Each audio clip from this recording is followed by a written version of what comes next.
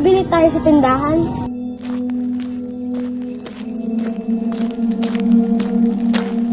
Diba dito yung nawawalang dalawang bata?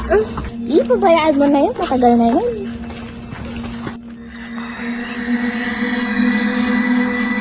Marunong mo ba yan? Pinatakot ko ako na.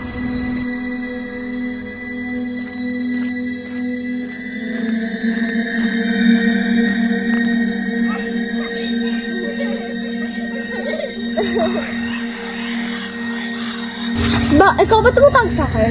Anong pinagsasabi mo? Seryoso ako, may nagtatuwag ng pangalan ko. Nasa isip mo lang yan, baka naantok ka na. Tara, balik na tayo sa bahay.